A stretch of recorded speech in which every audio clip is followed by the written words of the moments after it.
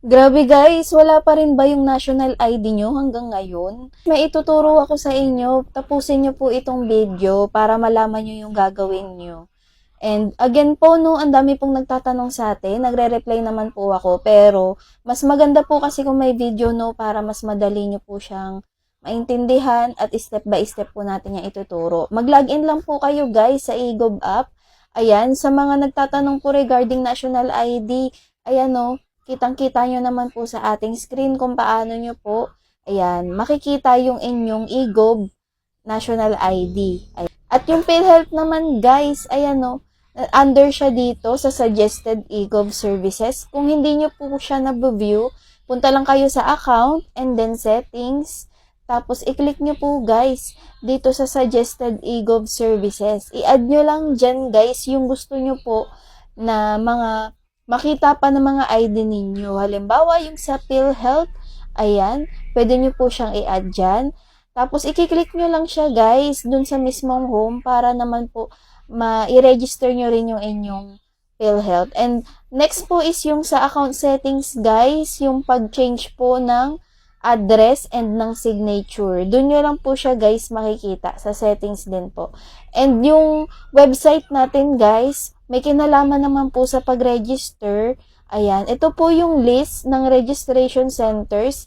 Ito po yung para sa pag-update ng inyong mga account. Halimbawa po no, kung single kayo nung kumuha kayo ng inyong national ID and married na kayo, magdala lamang po kayo ng supporting documents. And ito po sa Rizal, ayan, dito po mismo, makikita nyo yung pinaka-office po ng ating registration center. Ayan. And dito sa NCR, puntahan nyo lang po again yung website, yan, ng philsys.gov.ph, and then punta po kayo sa registration center.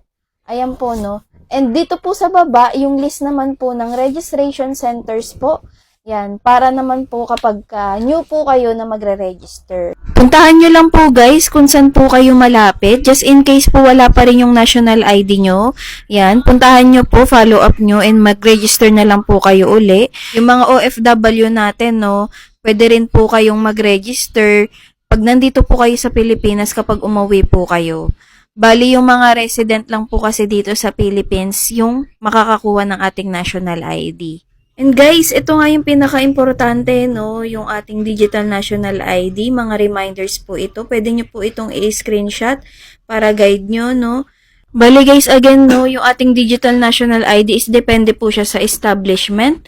Ayan po, ang papakita po natin mismo ay cellphone dahil nakalagay po dyan na bawal siyang i-print, ayan, or i-screenshot.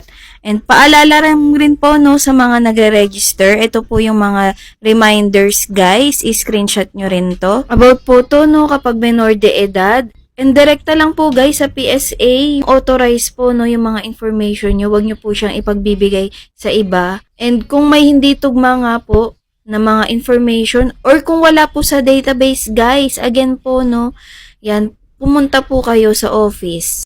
And next po is, so, kung hindi nga po lumalabas yung digital national ID sa inyong app, ito po yung gagawin. Pwede nyo po siyang i-delete. May other videos po ako dyan. Ayan, at ito naman po yung pag-delete nga guys.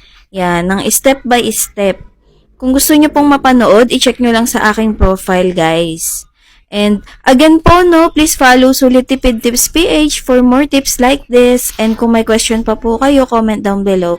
Have a great day!